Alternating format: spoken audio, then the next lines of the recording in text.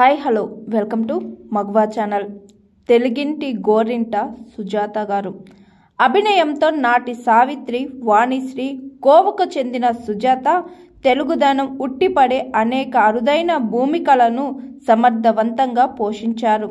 NT Ramarao గారు, అక్కినేని నాగేశ్వరరావు గారు, శోభన్ బాబు, కృష్ణంరాజు వంటి నాటి మేటి హీరోలందరి సరసన అద్వితీయ నటన కనబరిచారు.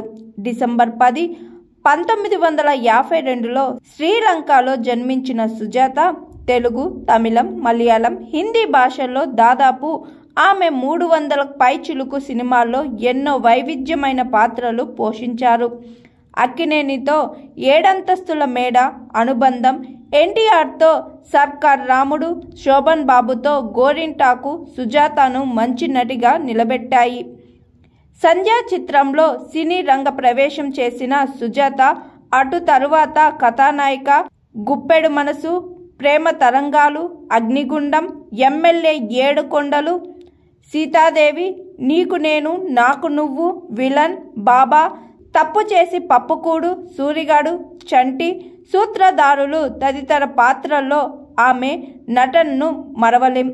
చివరిసారిగా ఆమె 2008లో విడుదలైన నాగార్జున నటించిన శ్రీరామదాసు చిత్రంలో పోషించిన దమ్మక్క పాత్ర అందరినీ ఆకట్టుకుంది. క్యారెక్టర్ ఆర్టిస్టుగా అనేక పాత్రలను దమ్మక్క పాత్ర అందరినీ ఆకట్టుకుంది. అనేక పాత్రలకు ఆమె జీవం పోశారు. ముఖ్యంగా శోభన్ బాబుతో జట కట్టిన గోరింటాకు చిత్రం ఆమె కెరీర్కు టర్నింగ్ పాయింట్ లాంటిది. ఈ చిత్రంలో ప్రేమికురాలిగా, త్యాగశీలి నాయికగా ఆమె అభినయం అందరినీ ఆకట్టుకుంది.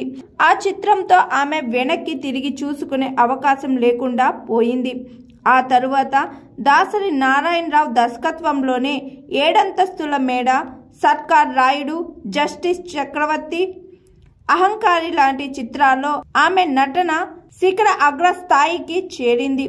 కోటీశ్వరుడు చిత్రంలో అక్కినేని నాగేశ్వరరావుతో పాటు సమానమైన నటన చేసిందని అప్పట్లో పత్రికలు ఆమెను కొని ఆడాయి. ముఖ్యంగా బాలచంద్ర దర్శకత్వంలో గుప్పెడు మనసు చిత్రంలో నటి సరిత సముజ్జిగా శరత్ బాబుతో పాటు నటించి శబాష్ అనిపించుకుంది.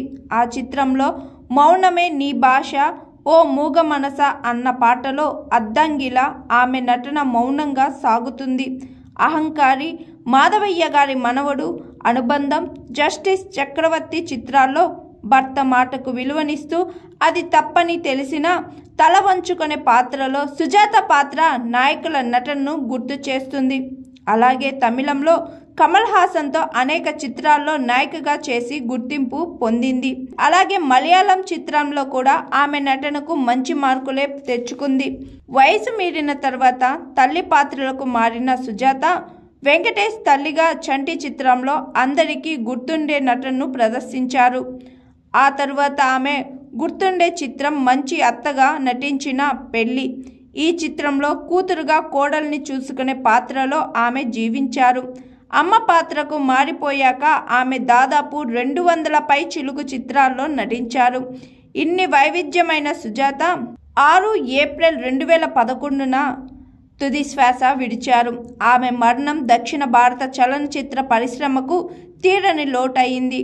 నా పేరు N Satyavathi. Please like, comment, share, subscribe GRTV. Hi, this is Swathi. Like చేయండి, షేర్ చేయండి, కమెంట్ చేయండి అండ్ సబ్స్క్రైబ్ చేయండి GRTV. Hi, this is Monika. Please like, share and subscribe GRTV.